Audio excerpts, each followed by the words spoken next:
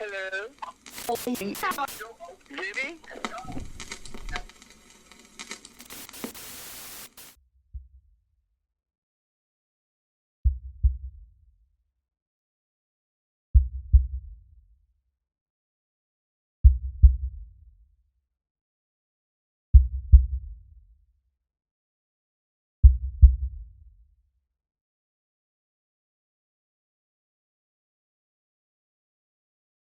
Obtained through the Freedom of Information Act, a formerly classified CIA document that chronicled the history of the U-2 spy plane.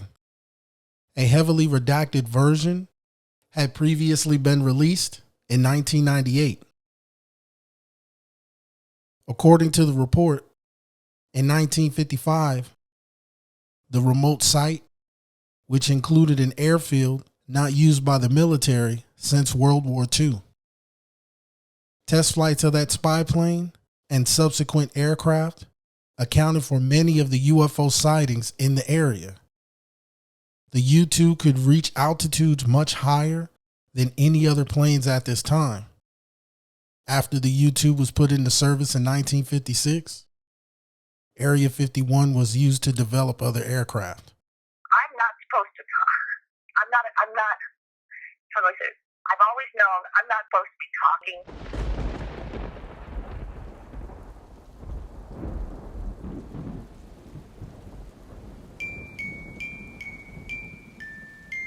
And I saw them. I mean, you couldn't miss them. If anything, they're more curious about us as we are about them.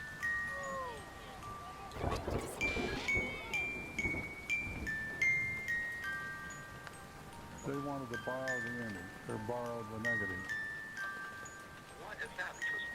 They were in a formation, and I remember seeing something, a flashing light. I couldn't tell the shape of whatever it was. People are reporting seeing lights in the sky.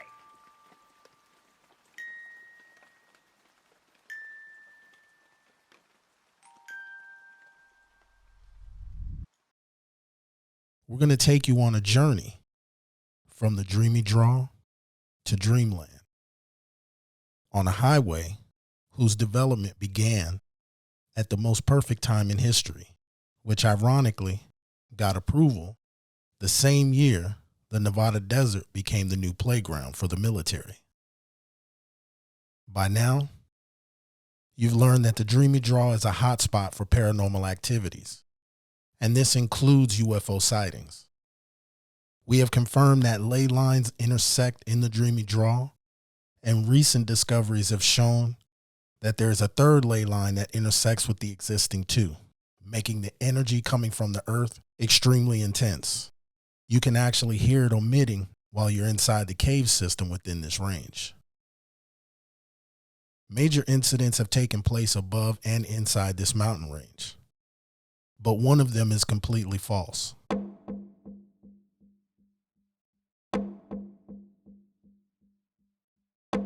There's an old story claiming that this dam is covering up the wreckage of a UFO crash that took place in 1947.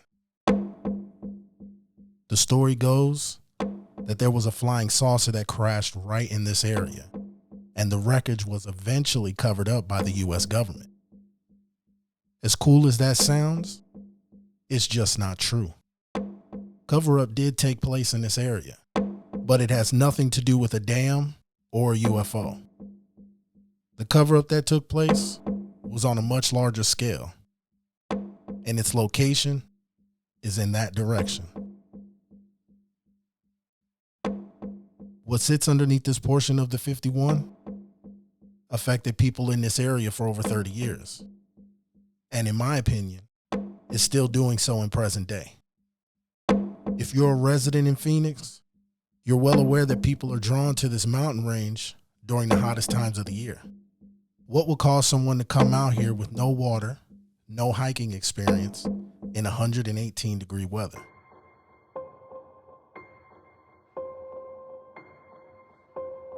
This area contains some of the richest mercury mines in the world. On the flip side of that coin, the mercury toxicity was extremely high. In 1916, A man by the name of Sam Hughes owned and operated the Rico Company and its mining operations. The main mineral that was pulled from this area is cinnabar, known as mercury in its raw form, which is commonly associated with volcanic rock. Another name for this is quicksilver. These mines were worked for almost 30 years until they began to shut them down in the early 40s. During this period, the mercury miners and even the locals reported seeing strange beings of all different shapes and sizes while being in the Dreamy Draw. The neurological effects on the brain from mercury toxicity causes hallucinations and an altered state of mind. The stories that have come out of the Dreamy Draw are flat out intriguing. The Hopi stay away from this area and have done so for over 1,000 years. Knowing the Hopi avoid going into the Dreamy Draw, it confuses me as to why they renamed its highest peak after a Hopi woman.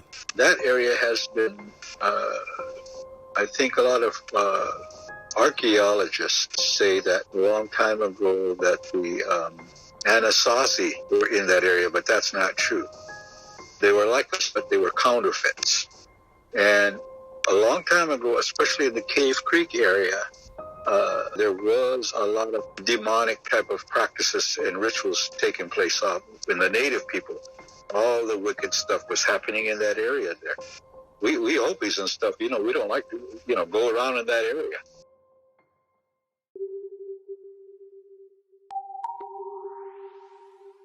Has anyone in present day told you about any experiences involving these activities along this stretch of mountains? Last summer, I spent some time with this other artist, and she used to winter down in Cave Creek. A lady friend of hers had some property, and she stayed there during the winter. And she said that she was seeing things, hearing things all the time. It was kind of afraid, but it was a free place to stay during the winter. So she would stay there. And finally, the woman died, and her daughter, after her mother died, told my friend, "You can't come back." And she was saying, "That's cool with me." And she's a bit of a medicine woman as well. But how dark spirits, a dark energy, seeing red eyes looking into her. She has a camper or a trailer. Red eyes looking in through her windows. Stuff like that in that area. Some of the best water is from that area. And they wanted to start doing fracking in that area so they could mess up that whole... They've already messed up... Mining itself has already messed up aquifers in that northwest region or northeast region, including a sacred mountain on the Hopi reservation called Black Mountain. The final piece to the 51 came in recent years, and that was the addition of the exit known as Black Mountain Boulevard. The controversy surrounding this exit's location and its name is something we will revisit at a later time.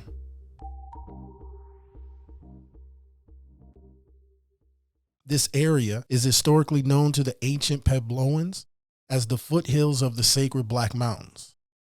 Its location is marked on a set of maps that have been a part of Arizona's lore since the early 40s. They are known as the Peralta stone maps. These maps were discovered by a man while on a family vacation. His name was Travis E. Tumlinson. He unearthed this horse and priest map near the Highway 60. It's a dual-sided map that contains an image of a priest holding a cross, standing on stairs that has the year 1847 at the bottom. The reverse side contains a beautifully etched horse with Spanish wording. The important features on this side are the number 5 with 4 dots, 2 mining symbols that resemble donuts, a river and north-facing direction. When it comes to these maps, the one rule that you should always follow that will save you a lot of time is don't use these maps to search for the lost Dutchman mine.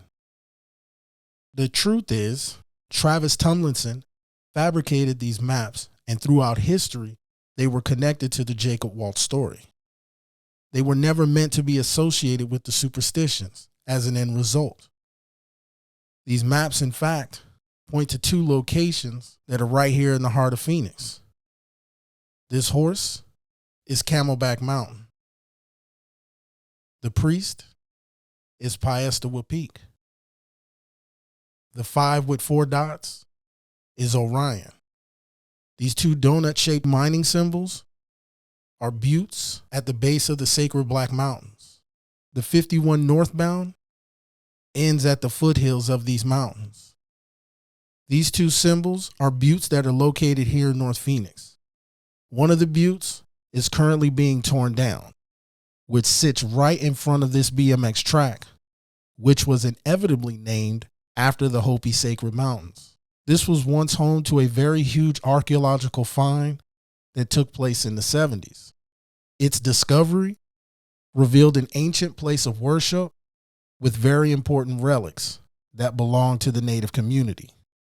We will dive into this a little bit later, but now the important area of focus is these mountains and where they lead to. If you're tapped into our native community, you learn very quickly that strange lights in the sky is a common thing. And in this stretch of mountains, plenty of sightings have been witnessed. There are ley lines all through these mountains heading north. There's a heavy area of concentration where ley lines cross in Sedona. This is home to one of many vortexes that exist on the western side of this country. If you follow the mountains and minerals that are involved along these ancient sites of passage, you'll end up at a location that we're all familiar with. My name is Steve Barone. I live in Las Vegas, Nevada. I've been here since July of 2011. It's been now over 9 years. I began in April 16th, 2014, and now we're in 2023. Hey everybody. Hey man, I guess there's a first time for everything. That's how it got started, and that's what's led to all of this. Little by little, I saved money up and kept buying cameras, tripods, memory cards. I even had to buy a computer to handle making videos. I started the UFO channel on YouTube just 2 or 3 days after I shot the video. I had to figure out how to do it. That was my first video to ever upload to YouTube. That was never anything that I would have even thought of doing. And it's also when I began a little group on Facebook. It still exists, but I turned it over to somebody else a long time ago in order to just discuss UFOs, because I found that in my life, even with my own family, you could see people's eyes rolling when you first mention UFOs or seeing UFOs, and it was hard to have a discussion with anybody. And I can say for sure, I know that a lot of other people that have witnessed UFOs in their life know that after they've seen one, they really, really want to talk about it. That has never happened to me before. So this is no airplane, no helicopter, no drone, there's nothing flashing. It's just a red light. In 2015, at that point now, I had purchased just a little camcorder, a Canon. I'll hold it up right here. This is just a little HD Canon camcorder. It shoots in high definition. And that, I figured I always want to do the best I can in trying to shoot these things. But it started getting a little more popular. Not a lot, maybe now I've got 100 people watching a video. But anyway, there was one gentleman in 2015 that lived in North Carolina by the name of Tony Ivy. And unfortunately, he has since passed. But Tony was a big UFO guy that just loved, the fact that people were able to get out and do what I was doing. So he contacted me and he says, I want to donate or give you a night vision camera. And I guess I'm old school. I don't ask for donations or money or anything. I don't want that from people.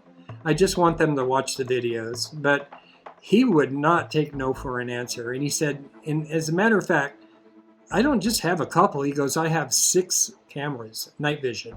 I have 2 of the same model. So he sent me, I just caved, and he sent me that camera. Well, that just changed everything, Clive.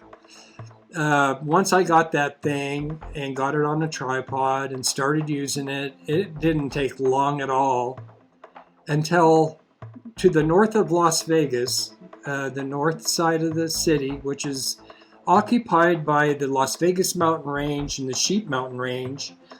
And then far beyond them would be Area 51. There was never anything in the sky that I could see with my digital camera. And all of a sudden, in 2015, with this night vision, I started seeing the unbelievable formations of UFOs just doing things. It seemed like they were making patterns, almost like star constellations. It was like they were putting on a show or having a really good time, having fun. And you can just imagine the first time I saw them do this and seeing them do this stuff, because what they look like in night vision is like basically a white dot on a dark background. And they're going around and they're doing just unbelievable aerobatics, I guess I should say. So I didn't know if that was a one-off or not, but I'm coming outside every night, as soon as it starts getting dark, and wait. And I could stay out there anyway from an hour to 5 or 6 hours. It just depended on what was going on. But it turns out that these things were always out there, almost all the time. And what blew me away was that I had never seen a video from anybody else of these things. And so over the years, what I found out about them is that the reason nobody else has shot videos of them is that nobody else is using night vision technology and looking at that part of the sky. So I started really trying to promote that, and even now I've not seen anybody else do this. But you cannot see them visually. I couldn't even see them with binoculars. And the digital camera wasn't picking them up. And I thought maybe there's one of 2 things going on. One is that they can cloak. And, that doesn't sound too far-fetched for me, because even our military right now admits to having some success with cloaking. Or that these night vision, binoculars pick up lights so well that they are picking up lights that nobody else can see. So in other words, there's a faint light on these things and it can see them. So it's one of those 2 things. It just has to be, but nobody else has actually shown these things now. After about a year, getting back into 2016 and 17, they were still around. But my feeling was whoever is responsible for these things probably now knows that there's some guy in Las Vegas who got a night vision camera who's shooting video of them. And, I'd be a fool if I'd say that our military didn't know about them. Because if some guy on the west side of Las Vegas is shooting video of these things in the air only miles away from Nellis Air Force Base in Area 51, they have to know about them.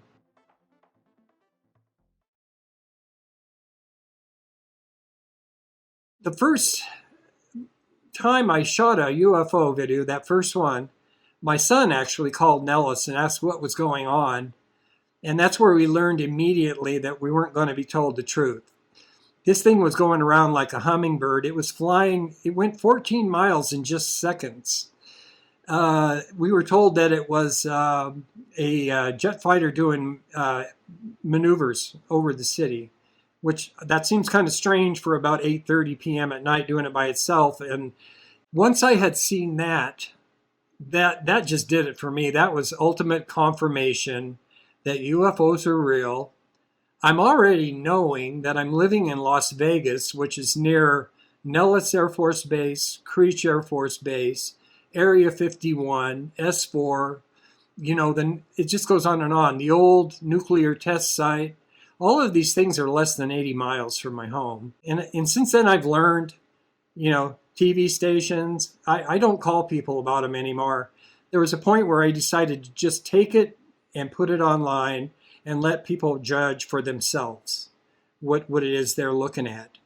But 2015 was phenomenal. That's where the overwhelming majority of everything I caught came from. And it wasn't just those night vision. I do have videos from around the city too that were shot using the digital camera. And that's where I made the choice that now that I've seen the two of the most amazing things I've ever seen in my life within 2.5 years, that they're real, and I'm going to make a hobby out of this. I do it because I think it's the right thing to do, and it's just the most amazing thing there is. I don't think there's anything more incredible than the fact that I don't think we're alone. In present day, Steve and I work together to try to solve where the origins of these craft are coming from. We bounce different ideas and theories on the subject of unexplained aerial phenomena and extraterrestrial life. During 2015, I had no clue he existed, yet we both had our cameras pointed in the sky in two completely different states. As some of you know, a majority of the footage that I captured in Chapter 1 happened during 2015. And in all honesty, I wasn't even searching for UFOs.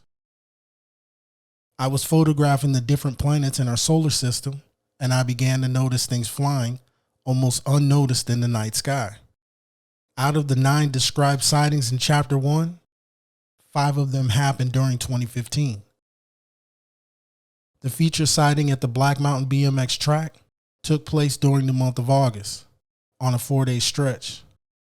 The sighting in specific involved highly advanced military craft that I shouldn't have photographed, but it happened.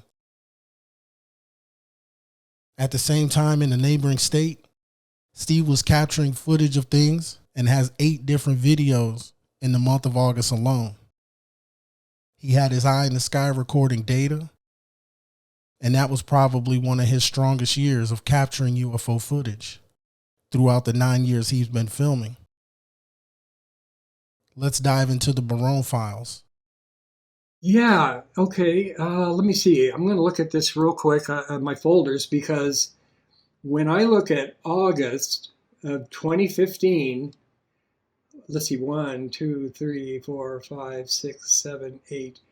I have 8 different days in August. At that time, we were doing not only the same exact thing, but right around the same time. So your YouTube page, for those that don't know, it's UFOs over Vegas, right? Yes. Okay. And with your YouTube page, started roughly, it sounds like at the end of 2014, but then really things began to pick up in 2015. And that's around the time, especially your videos, I'm looking at these, the archives here of all the videos you sent me. I noticed that in 2015, your content really begins to pick up when it comes to the UFO films and your sightings. And once again, around this time is when I was really starting to see a lot of sightings in Phoenix, Arizona as well. So break that down to us. What happened at that time in 2015? Was it a difference in camera equipment? What was it that changed to where these sightings began to pick up? Yeah, okay. Let me see. I'm going to look at this real quick on my folders, because, once again, my wife she puts up with me doing the UFO thing. But I told her I'm not going to spend our own money on this stuff. And that's why at first I didn't allow YouTube ads. But then when I started getting more people, I thought I'd be dumb not to at least make a few bucks out of it and use that money to buy equipment, cameras, computers, Never had that much money come in to do all of that, but, it definitely helped. And so little by little, I just started getting more. I had that. The first thing I bought was that Canon camcorder. I just held that up. There's this. I'll show them real quick. Just a tiny little camera. Well, this shit's a nice video, you know. The next thing I got was the night vision monocular that Tony Ivy sent me, and that changed everything. And I had that up until about a year ago, when I finally donated it to another person here locally who I felt was being very supportive of my work. And she lived here. And she lived in a good part of town too, you know, for this. So I gave that to her because I also have a brand new version of that. This thing is about, this version, this is a newer monocular. And this thing is way more powerful than the first one I had. But it wasn't long after I got that I also got, where is it? There it is. There it is. Now is what I'm using is these night vision binoculars. And these things are just incredible. They just got better and better and better. It can take still images that are 5360 by 3008 at 16.1 megapixels. So this camera is, you can have it day or night, even though it's night vision, and you can go out and take amazing photos. That first one, it would shoot 1920 by 1080, which is full HD, which is still pretty good, and it was 1080, you know, like I say, 1080 HD. But it just, when you look through these things and you see the difference that the new one made, you don't want to mess with the old one anymore. So, you know, I had that too. But in the meantime, I also bought this Nikon P900 because of the zoom. This thing has an 83x optical zoom, not digital, optical. And this is wonderful for daytime. Unfortunately, it's not that great for at night. The little Canon even does better at nighttime. The other thing I bought too that I thought I would show is, this is just a spotting scope, mostly used by people who are hunters. It's a Celestron spotting scope. And what you do is you take and you have a little thing where you clamp on your phone, your cell phone, and you can take amazing close-up pictures with this, or video. The only thing it's a little harder because you're trying to get that, you know, everything hooked up just right. So I don't use it a lot, but I've used all of these. I've used all of these in doing my work. But the one thing I stick with more than anything now is night vision, because it just sees everything. You know, it doesn't miss anything. And my goal was to be very consistent, don't miss any time. And so the time that I missed over the first 3.5 years would be if the weather was horrific, if I was on vacation or really sick. Other than that, I was outside every night. Nellis Air Force Base, Area 51, S4, and Lord knows whatever else is going on out there. But talk to me a little bit, give us a little bit of a history about those areas in specific, and mainly talk to me about Dreamland and how that name came about. Okay. You know, Area 51, I mean, I think it was originally, you know, they needed somewhere that was very safe to reverse engineer and do things, try out, you know, the spy planes and all of the other things that they do, you know, and of course we're never going to know about everything, but I think that goes back to sometime in the late 50s and early 60s, where I remember there was a gentleman that they interviewed that he was the guy that went out in his Cessna flying around this part of the country trying to figure out where it would be the best place. And it just happened to be the best place that he could find was this place called Groom Lake. And of course, Groom Lake turned out later on became Area 51. The word Dreamland, I think that came from some code words that were used back in the day. And it's a real descriptive name. When it comes to everything that you're seeing in the sky, over the past 9 years? A majority of these sightings, I mean, obviously they're all over the place, but are they over a specific area like Nellis Air Force Base or even Area 51? Yeah, of course it was that night vision that Tony donated to me that just made me understand even more. More goes on over those mountains than anywhere else. And those mountains aren't part of the Nellis Test Range. They are just, they do have areas that are fenced off because they're live munitions and stuff that have been exploded out there. I don't know why that would be there because it's not on the test range. You can actually go back there behind Las Vegas Mountain. But it's an area that's just very rugged, and it's, I couldn't go there because I don't have a Jeep. I'd need to have a Jeep or something to go there. But it's my feeling after 9 years is that, first of all, that what we have here is just probably like Phoenix. We have a military presence in Luke Air Force Base. You have Luke Air Force Base there. We have Nellis. We also have Creech. And, we also have Area 51 close by. But and it's hard to put a percentage on it. But I would say that the overwhelming majority of anything I have on video is probably, first of all, it's technology that's just off the hook. I mean, that's why I don't care if it's alien or if it's man-made. That technology that's being displayed is just unbelievable. And I probably, every time I think I've seen it all, then something comes along where you see a shapeshifter or something.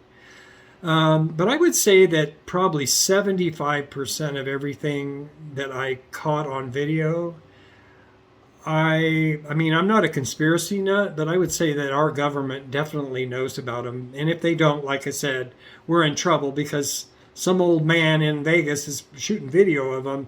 That the military has to know about them. But the really fun part is the things that I don't think are man-made. And I've seen my fair share of those too. And I got some of them on video. Some of them very luckily. But it's a matter of putting in the time. And if you're out there all the time, I remember thinking to myself, man, if people are getting abducted, if any of this stuff is happening, it's probably happens in Las Vegas, just like anywhere else, right? When it comes to, because you mentioned shape-shifting videos, you mentioned abduction, you mentioned objects that are man-made, objects that could be extraterrestrial and things like that. Let's, because once again, we're gonna show the people your archives, and this isn't even all of the footage. This is just some of the stuff where I was like, hey, hold on, man. We're at about 3 hours now, right? But I mean, you have hours upon hours upon hours of footage, and it's everything that you discussed. You have a prime example of it. So what I would like to do is you have a couple videos here where it says incredibly strange UFOs. It's in night vision. You also have incredible aerial demonstration.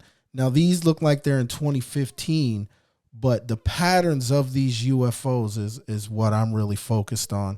Describe, the patterns that you see and the geometrical shapes that are taking place, because this stuff looks like something that's extraterrestrial. Break that down for me. Yeah, well, I would think the same thing. I mean, I even get criticized because while I'm talking over some of this stuff that I'm not all excited, but, trust me, I do get excited. It's just that, that first one I told you about when I moved here, that thing scared the crap out of me, not to mention my adrenaline running, but it starts becoming more normal, and it starts becoming where you're kind of expecting to see something. And so you want to be, I try not to be overbearing or saying things that I don't know. I'm just trying to describe what I'm seeing. And, one of the things that I think now, and I could be wrong, I could be totally wrong, is that I also watch a lot of UFO documentaries. I watch everything there is on UFOs. And that's where I became familiar with Charles James Hall. And he was, in the mid-60s, he was a meteorologist for Nellis Air Force Base. So what they did is they stuck him all by himself out on this range. And it's not the Nellis test range. He's out there in the areas where I just talked about, where it's the areas around the Sheep Mountains, it's the Las Vegas Mountains. He had freedom to go anywhere he wanted, but he is the man that made the name Tall Whites popular. And, I think most people that are into ufology have heard of the Tall Whites.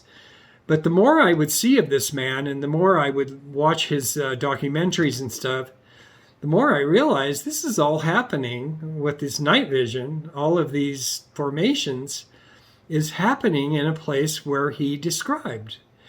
Thing is, it's more than 50 years later. And I was just thinking, wow, is it possible that these are the Tall Whites? Are they still there?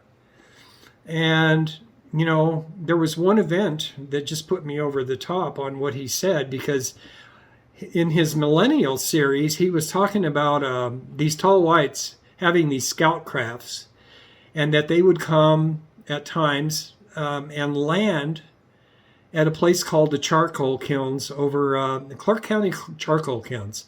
So, this goes way back to the old days when they used charcoal for a lot of things. And they'd have kilns where they'd make this charcoal. And the thing about that was, he said they would land there because it was remote, nobody around, it's semi-flat, and that they'd all get out. And, of course, you don't hear people talking about alien kids, but he mentioned alien children getting out and playing, So anyway, one night, I think it was November 12th, maybe, I don't know if it was 2015. Might be. I think it was November 12th, though. I'm using that night vision, and I see 5 of these things. And I'm just following them. And just one at a time, in a row, in an arc, went down behind one of these mountains in my neighborhood that are 3 miles away.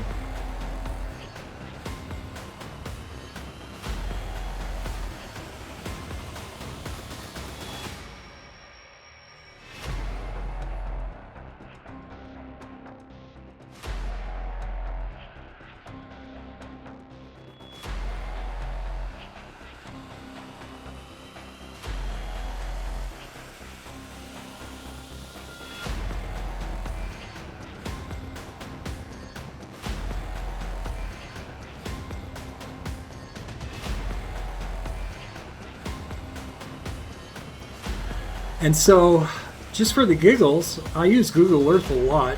I use Flight Tracker a lot, just to see things and know the geography. And what I did is I drew a line from my home right through the mountain where I saw him go down, and that line went straight through the charcoal kilns. It was like almost exactly on top of them.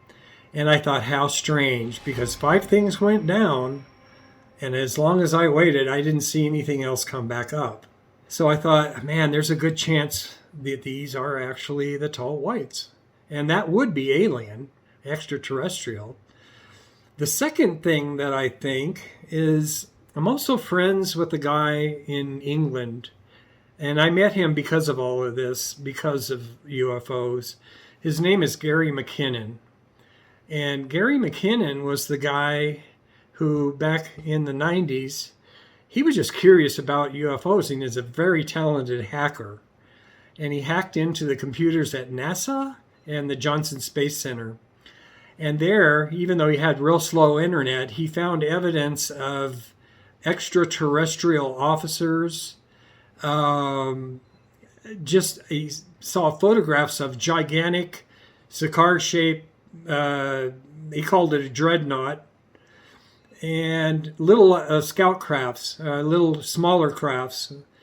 But anyway, he said it's our Space Force. And this is from the 1980s, not the Space Force we're talking about now, the modern Space Force.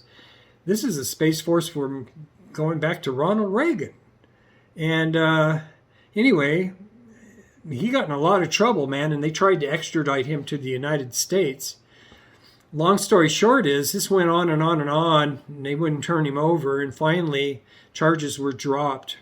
But to me, I would think they would drop him right away because he knew things that were just amazing.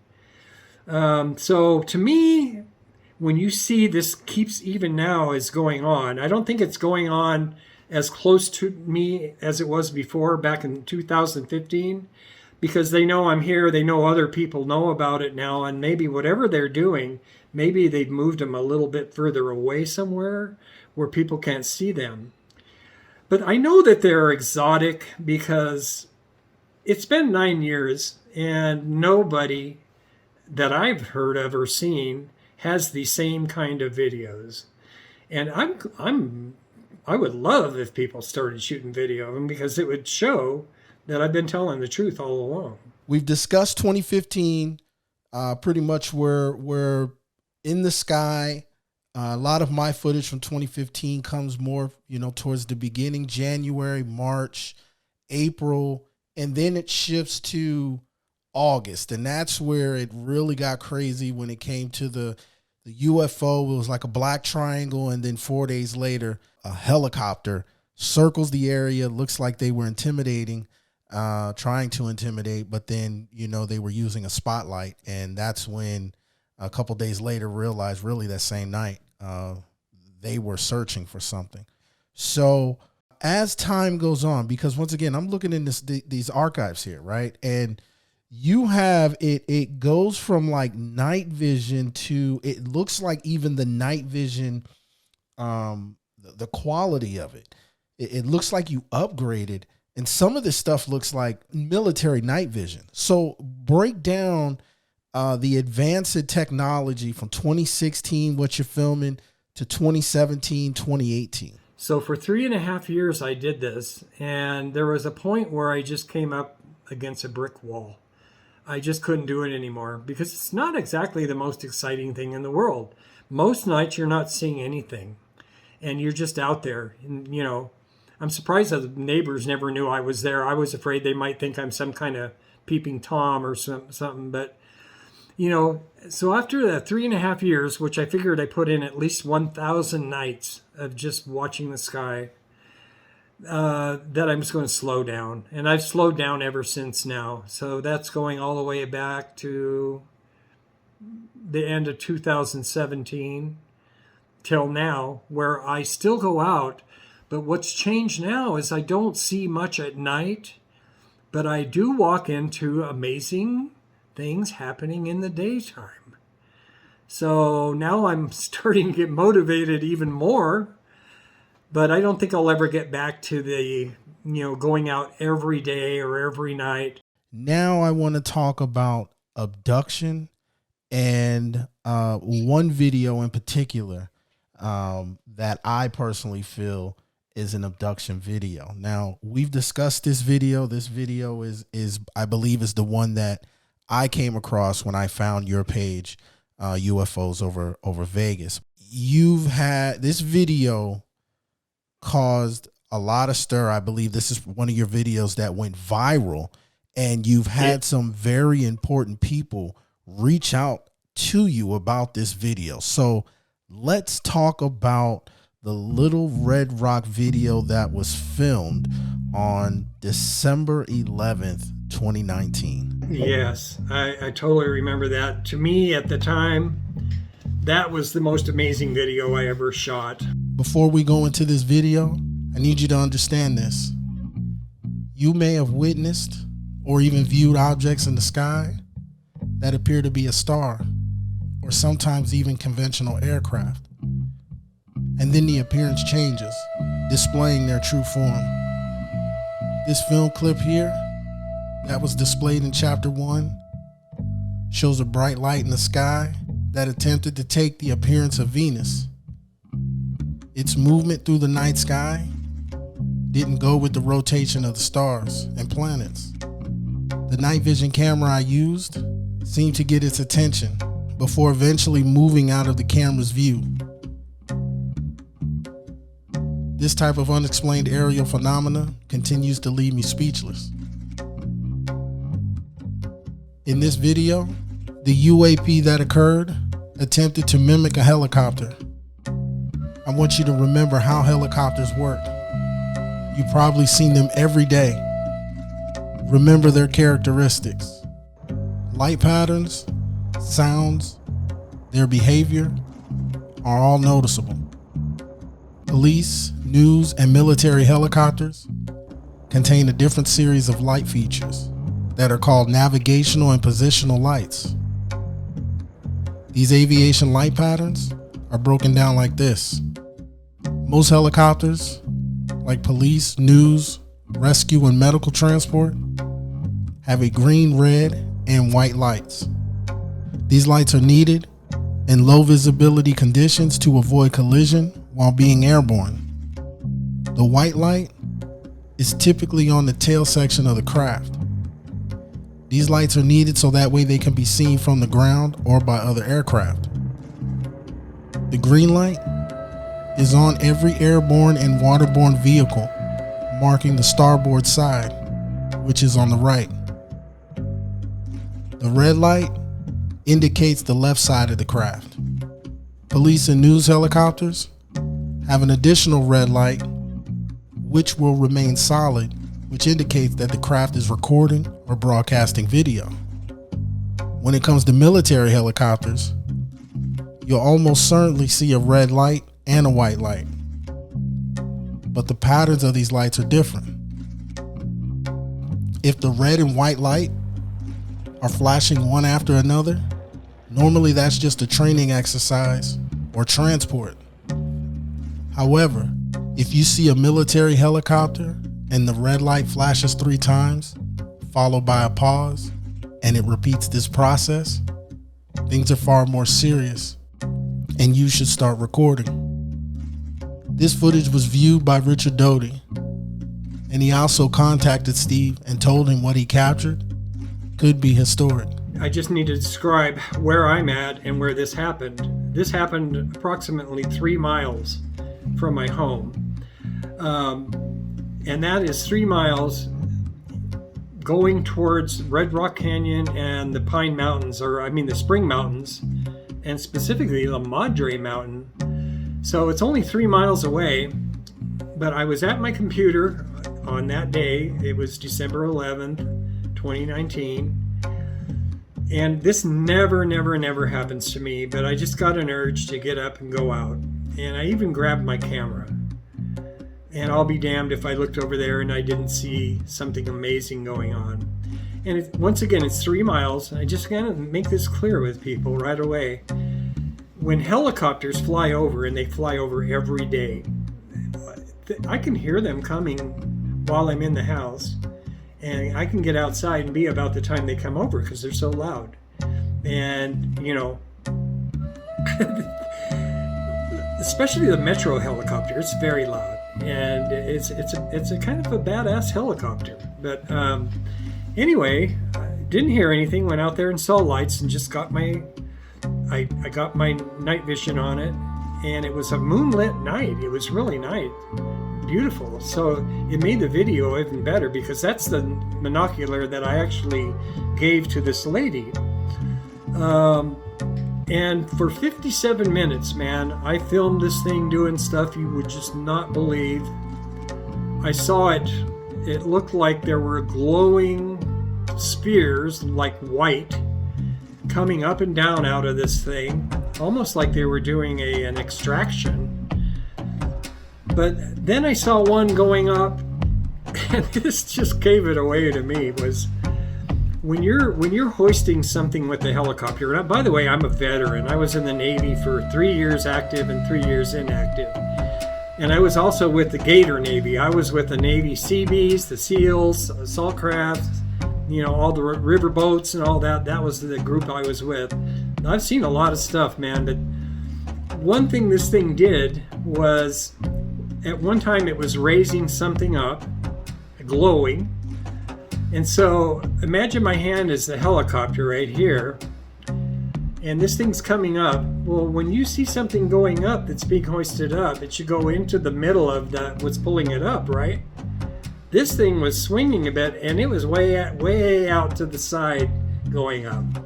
Then there was a time where it was going up, and then this object just takes off, and this thing's still going up to go into it. I can tell you, man, I mean, unless it's just a really big emergency, military helicopter, when they're hoisting somebody into the helicopter, it's rare that they would ever get underway while they're still raising somebody up into that helicopter. So just all of this went on. I just kept seeing unbelievable visuals from this thing. And the thing about the night vision on that night, because of the sun, because of the moonlight, not only could I see all of the homes that I was shooting over the roofs of in my neighborhood, but I could also see the mountains. I could see bushes, trees, rocks. I could see everything on the mountains. This thing just never looked the same 2 times in a row, but it also, in 57 minutes, it never looked like a helicopter. And the reason I keep bringing helicopters up is when I have videos like this that are really amazing, they are always more controversial. And I get a lot of people saying, "Oh, that's a helicopter," you know, and I try not to let it drag me down because I fully expect those kind of comments anyway. But, you know, in other comments, I get comments like on that one. I got a comment from a guy says, "I've been a helicopter mechanic and a pilot for X amount of years, a lot of years. And I can just tell you that is not a helicopter." I had one other guy that I love this one. He said it's a helicopter, but it's from another dimension, you know, and I got a kick out of that. But the one that really got to me is I got a message from a gentleman that I recognize his name. His name is Rick Doty. And he just said, "You know, I can't say much, but I can tell you that that video might prove to be historic." Of course, it hasn't, but he said it might be. And when I looked him up, I found out that he, of all people, was famous for being a debunker in the Air Force. That was his job, but not anymore. Now he's one of those guys that's stepping out. He's telling the truth. And, you know, I did message him back, and I says, "Can you tell me more?" And he says, no, not really, but, you know. So that was an amazing thing, though. And then the other thing is that when you do these videos, you see things at a higher level of clarity than any video that's published. You also see everything that's in the background. You know, things that you're not showing everybody. Even though I try to always show the entire video, not 20 seconds of the most sensational period. I show, if it's an hour long, I show the whole hour. And what I noticed is that when this vehicle was leaving that area, it came even closer to my area, but it was at an altitude where, at a distance, it was still lower than the trees. But in some of the trees that were closer, I could see there was another one, just like it, just sitting there waiting. Tiny little one. It wasn't even involved. It never did any of these maneuvers. They even had a green glowing orb of some kind in that thing. But, you know, once again, when I looked at this object, it did not resemble a helicopter. At one point, it resembled a triangle when it's over a roof, and you could just see it as clear as day. See the roof as clear as day, the mountains as clear as day. And, you know, I have filmed a lot of helicopters with those cameras, and they look like helicopters, just like the houses look like houses. You know, I actually even took it down for a while because I wanted to have only videos that I was 100% sure that they were UFOs up. So I don't think I have it up right now, but I'm probably going to put it back up again because you just run across the weirdest things. People contact you never heard of before, telling you they work with MUFON or they're some kind of investigator. And, I've even asked for their help on like this newest one, this shapeshifter from the daytime, Mark D'Antonio. I sent him a message and said, would you be willing to look at it? It's only 1 minute and 13 seconds long. Yeah. Never heard another word from him. And this happens all the time. And that's where I got to where I had a hard time kind of trusting a lot of people. So I have been watching this video the entire time, and this thing is just doing stuff that is unconventional to what any helicopter, and once again, I know flight pattern as far as the lights are concerned, aviation lights. I know the difference between a police helicopter, a news helicopter, a military helicopter. The blades even sound differently. When a police helicopter is recording, when military helicopters are over dangerous and rugged terrains and things like that. I know flight patterns, especially aviation lights. And I'm looking at this thing, and sometimes, like even right now, it kind of ducks behind a chimney, and it almost looks like you can see it, blasting and flashing through the chimney. So I mean, this thing is there's one point where I'm looking at it right now. The light is so intense, you can see it shining on the chimney that's even closer to the actual home itself. I'm right about 7 minutes and 4. Looks like about 7 minutes and 4.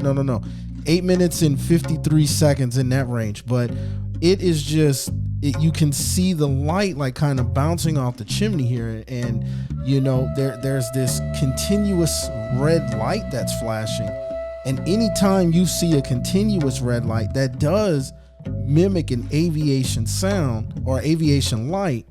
But normally in this kind of motion, being that it's so close, there's something coming out of it and going back up.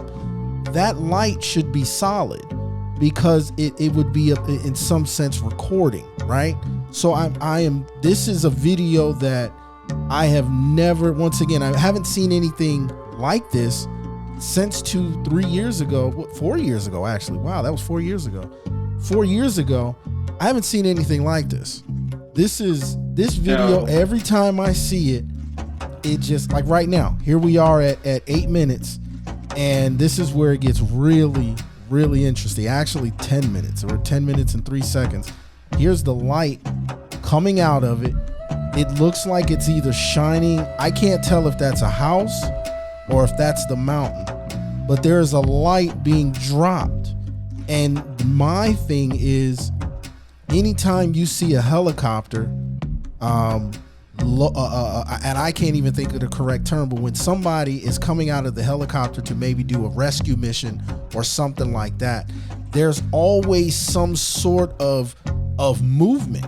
I mean, you're coming from a helicopter that's balancing in the air, and these blades are keeping you still.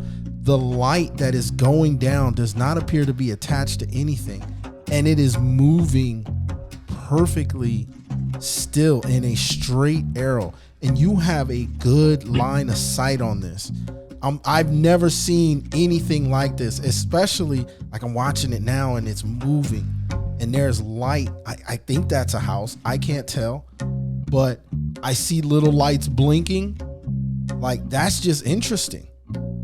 I don't know what this I'm looking at it, man, and it is just whatever this is, it's like a light that's going up the mountain and it's moving extremely fast. And at the distance that you are on this ocular piece, even if that is something moving up the mountain, that's moving up the mountain at a very fast pace. I want you to take a look at that and see. This is right around. Right.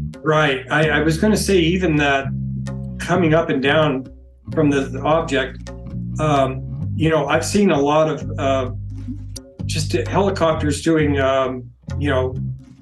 evacuations and stuff. Like part of boot camp. I was in a winter training with the Marines, and one of the things we did was they extract you and you get several people on. You're on a rope, and the helicopter just lifts you out of there quick and takes you and you're just hanging. You're not pulled up into the helicopter, but it just doesn't seem like the times I've seen anyone being pulled up is they pull them up fast and let them down fast. Yeah. And once again, there is a point in there where you see what they're bringing up is not under the helicopter, it's to one side of it.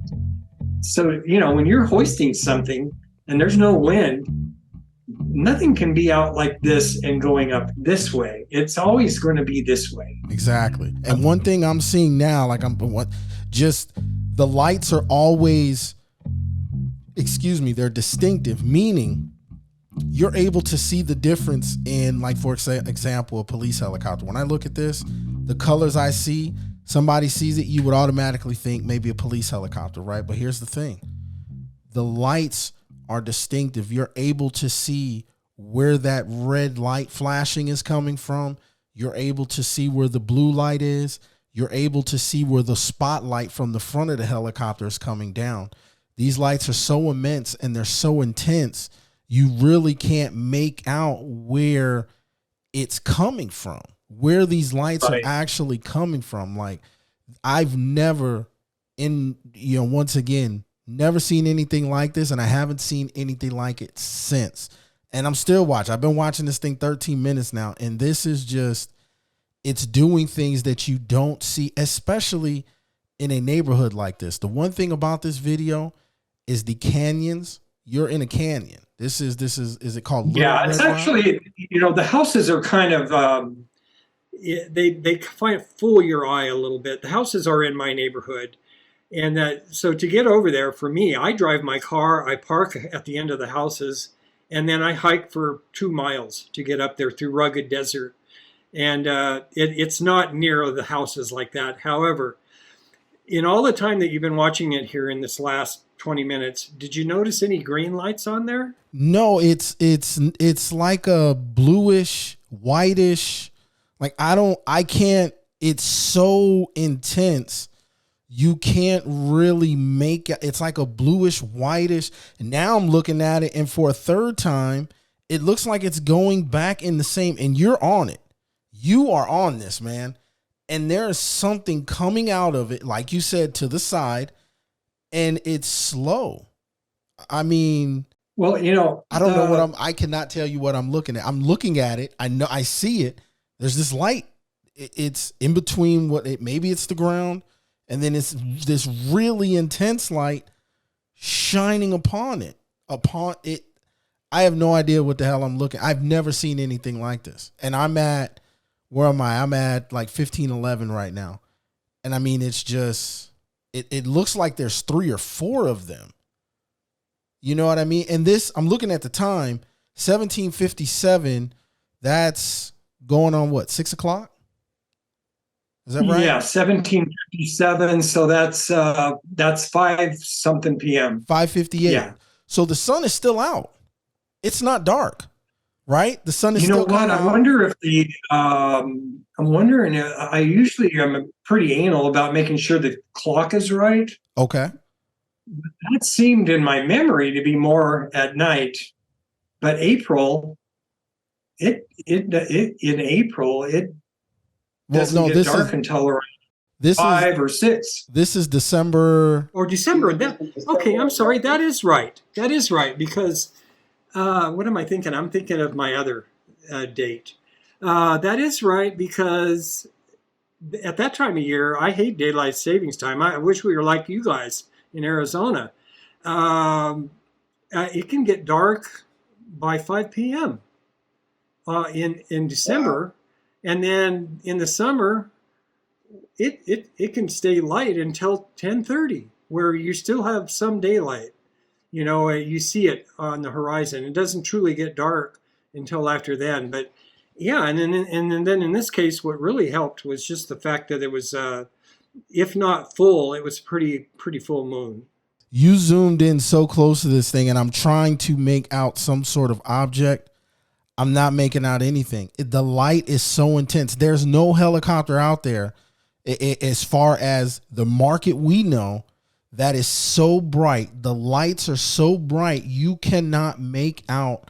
I can attempt to replicate this, and I will not, just simply because I will be able, even at nighttime, I would be able to make out the body, the colors, something. I'm watching it now. This light is still beneath, but yet it's flying away. Yeah, there's only a few moments in that video, Clive, where it isn't that bright and you can see the craft. I mentioned earlier to you, not while we were talking now, but there's a part where it's over the roof of a house, or it appears to be, and it seems to be moving to the left. Well, in that one, all you see is a kind of like a wedge of pie. Like if you took a piece of pie and aimed it like it's going left, there's a point in the front and two in the back. So you're seeing it at kind of an angle going. You're looking at that thing, and it's not a helicopter. Before we go any further, you should know that I contacted the Las Vegas Metro PD, the Clark County Sheriff's Office, and the Nevada Department of Public Safety in regards to any rescue missions or incidents involving the police or news the day this video footage was filmed. All have confirmed that none of the airborne craft or state official vehicles were in the area at this date and time. We reached out to Nellis Air Force Base, and we have yet to receive a response on this sighting. And there's a good explanation for that. We'll get into that in just a second. For now, let's focus on an important question. Is this craft extraterrestrial, or is it man-made? Going back to the feature sighting that was in Chapter 1, that was spotted over the Black Mountain BMX track, this was the first time that I was able to get confirmation from a credible source within the aerospace industry on an unidentified flying object. This craft that was photographed in August of 2015 was a man-made craft that's a part of our advanced aviation programs. When it comes to our advanced applications, they exist and they are highly sophisticated. In my personal opinion, 85% of the sightings that occur are man-made craft that are a part of our advanced aviation programs that are kept secret from the public. And there's a reason for this. There's also a reason why we haven't heard from Nellis Air Force Base. And there's a good chance we never will. Simply because they probably don't know what it is. Back in 2013, due to the use of the Freedom of Information Act, the CIA had to release over 5 million documents involving Area 51 and what was going on at the secret base. Moving forward, they learned that through the use of the FOIA, the secret programs on government property would forever be at risk of becoming public knowledge. So the future of advanced aviation programs was placed in the hands of private aerospace throughout the country, simply because they do not have to abide by the Freedom of Information Act. This is why we haven't heard back from Nellis Air Force Base. A great start on finding out where this craft came from, or what it actually is, will start with the private aerospace industry within the Las Vegas area. Through observation, this craft that was filmed in Red Rock Canyon is not a conventional airborne craft that we would see on a daily basis. This craft does display aviation light patterns, and it even appears to have a spotlight. However, the aviation and navigational patterns that are displayed in this video are extraordinary. The lights that are on this object have the ability to completely disguise its true form. Military helicopters with no identifying numbers cannot perform what we are currently looking at. Even with having their spotlights on, you're still able to make out the body and its shape, as shown in these pictures. We are able to see in detail the mountains, which are further in distance. It's confusing as to why this craft and the details of it are not being shown. Even when the lights aren't as intense, you're unable to make out the body. It appears that there's a red light at the back end, with a combination of white, red, and blue lights at the front. It seems that this series of lights are on both sides of the craft. And most importantly, the light that comes in and out from the bottom, that light is extremely intense. And it's very similar to the brightness of lights that's reported in abduction cases. This behavior happens over a home and the mountainside of Red Rock Canyon. Whatever this craft is, we will find out. In the meantime, this sighting is left as unexplained. Now we're going to dive deeper into the Barone files. In some situations, you end up being at the right place and time. This video shows an unidentified flying object that Steve was tracking, and then all of a sudden, this flies into view.